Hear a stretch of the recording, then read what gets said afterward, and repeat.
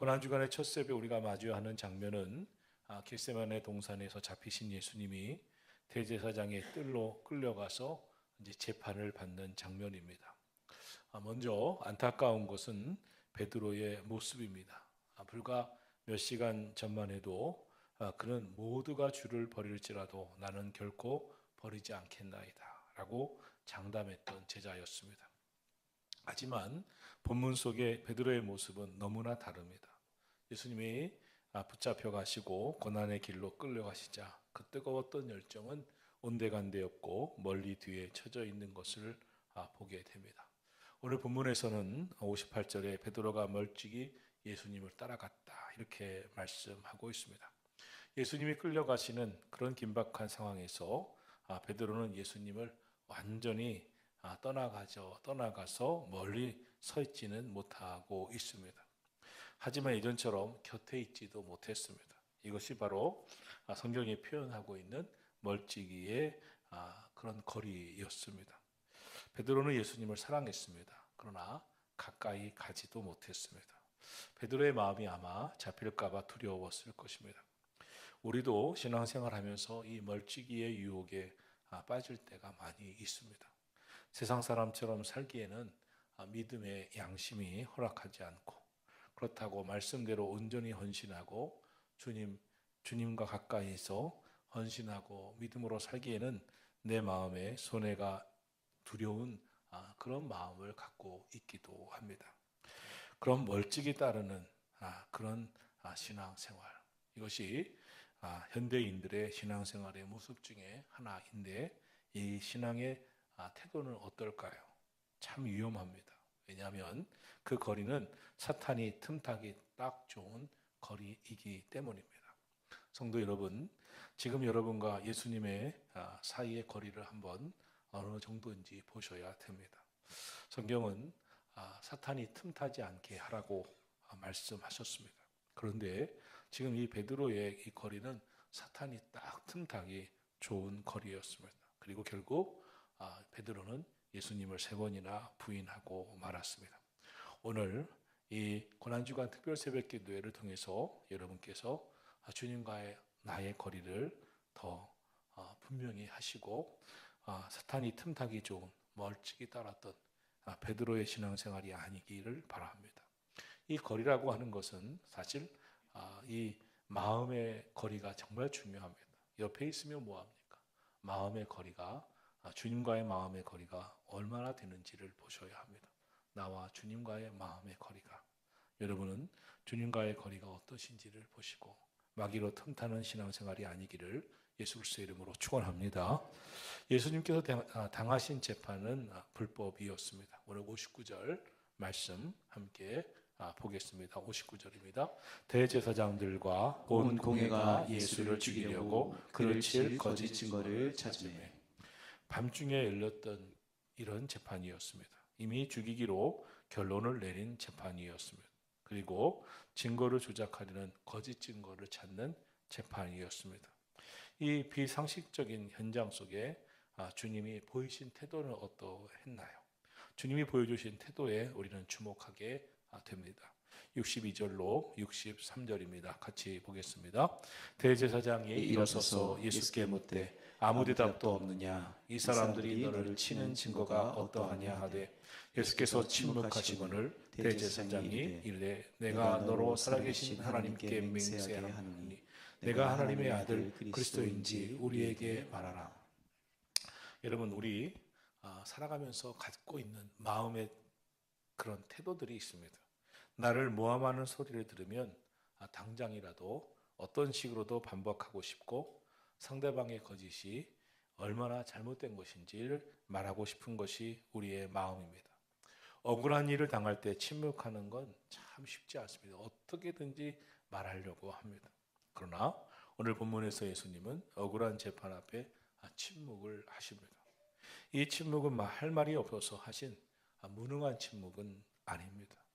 이 침묵은 하나님 아버지가 정하신 구원의 길을 가셔야 하는 그 묵묵히 걸어가야 하는 순종의 침묵이었습니다.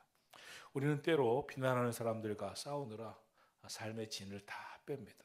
그러나 주님처럼 하늘의 권위를 신뢰하며 때로는 침묵할 줄 아는 그런 성숙한 믿음이 꼭 필요합니다.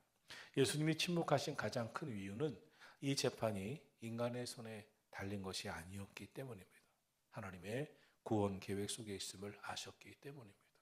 오늘 저와 여러분이 살아가면서 신앙생활에서 가져야 할 것은 지금 하나님의 구원의 역사 속에 내가 있구나. 하나님께서 큰 구원의 역사를 이루어 가시는구나. 하나님의 뜻을 이루어 가는 길에 내가 서 있음을 알아야 합니다. 하나님께서 온 구원의 구속사 가운데 서 있게 하실 때가 있습니다. 그때 하나님의 구원의 역사 속에서 내가 살아가는 것이 분명히 깨달아지면 하나님의 이끄심을 보면서 침묵하고 인내할 줄 알아야 합니다. 하나님은 어떻게 하시려고 하시나? 하나님은 어떠한 모양으로 인도하려고 하시나? 침묵하고 또 인내해야 합니다. 예수님이 이루신 구원은 인내하며 이루신 것입니다. 우리 오늘도 수많은 크리스찬들이 또 인생을 살아가는 사람들이 실패하는 것이 이 인내입니다. 성숙한 인내. 오늘을 살아가면서 견뎌내고 또 하나님께서 이끄시는 삶을 인내로 견뎌내면서 주님은 어떻게 이끄시려고 하시나? 그러면서 침묵하시는 예수님을 보게 됩니다. 그런데 그렇게 침묵하시던 예수님이 결국 입을 여십니다. 대제사장이 네가 하나님의 아들 그리스도인지 우리에게 말하라 라고 물을 때였습니다. 이때 예수님은 더 이상 침묵하진 않으십니다. 왜냐하면 진리를 말씀하셔야 했기 때문입니다. 이 질문에는 예수님의 정체성에 관한 본질적인 물음이 있었습니다. 그때 예수님이 이렇게 64절에서 말씀을 하십니다. 우리 64절 함께 보겠습니다. 예수께서 이르시되 내가 말하였느니라. 그러나 내가 너희에게 이르노니 이후에 인자가 권능의 우편에 앉아 있는 것과 하늘 구름을 타고 오는 것을 너희가 보리라 하시니 내가 말하였느니라. 예수님이 말씀하십니다. 내가 말하였느니라. 그리고 너는 인자가 하늘의 권능의 우편에 앉은 것을 볼 것이다. 이렇게 말씀하십니다. 그래서 대제사장이 자기 옷을 찢습니다. 신성모독한다고 합니다. 예수를 사형에 해당한다고 말합니다. 67절은 예수의 얼굴에 침을 뱉습니다. 주먹으로 칩니다. 그리고 또 다른 어떤 사람은 예수님을 손바닥으로 때리기 시작합니다. 68절은 예수님을 조롱하기 시작합니다. 세상에서 가장 견디기 힘든 고통은 육체적인 아픔보다 모욕, 수치, 조롱일 것입니다. 특히 전혀 이것이 내가 한 일이 아닌데 돌아오는 것이 조롱과 멸시라면 그 상처는 더욱 깊어질 것입니다. 그런데 고난주간에 예수님이 보여주신 모습은 예수님이 온갖 모욕과 숙치와 비상식적이고 충격적인 장면이 예수님 앞에 있었습니다. 예수님이 인간들에게 침뱉음을 당하십니다. 주먹으로 맞으십니다. 온갖 희롱을 당하시고 있습니다. 예수님이 누구십니까? 하나님이십니다. 말씀 한마디로 그들을 멸하실 수 있었습니다. 하지만 주님은 그 더러운 침뱉음과 모욕과 수치를 고스란히 받으셨습니다. 예수님이 왜 고스란히 받으셨겠어요? 왜입니까? 우리의 수치를 대신 씻어 주시기 위해서입니다. 우리가 죄로 인해 당해야 할 그 고통을 예수님이 당하셔야 했기 때문입니다. 예수님이 우리의 죄를 대신 지셔야 했기 때문입니다. 그로 인해서 주님이 대신 온몸으로 당하고 있음을 보게 됩니다. 우리가 때때로 인생에서 정말 사랑이 많은 부모들을 봅니다. 마치 자녀가 고통을 당할 일이 있으면 대신 고통을 당해주는 부모들을 보게 됩니다. 마치 우리 하나님의 마음, 주님의 마음을 갖고 있는 것처럼 말입니다. 지금 예수님이 우리가 겪어야 할 수많은 고통을 대신 당하시고 있음을 보게 됩니다. 그리고 침묵하십니다. 인내하십니다. 오늘 고난주간을 시작하는 이 고난주간 첫 번째 월요일에 우리가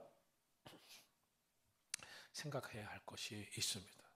우리는 무엇에 침묵하는가? 그리고 무엇에 목소리를 높이고 있는가? 나의 자존심 세우는 일에는 목소리 높이고 정말 복음을 전하고 주의 음성 듣는 일에는 침묵하고 있지는 않은가? 나는 온갖 수치와 모욕을 참으신 주님을 어떻게 보고 있는가? 내가 주님을 따라가는가? 인내로 이루어 주신 주님의 구원은 어떤 구원이었나? 오늘 나는 믿음으로 살아가는 하루하루의 삶이 어떻게 인내하며 있는가? 사랑하시는 성도 여러분, 고난 주간에 예수님을 닮아가기를, 우리에게 주시는 주님의 말씀을 따라가기를 예수 그리스도 이름으로 축원합니다.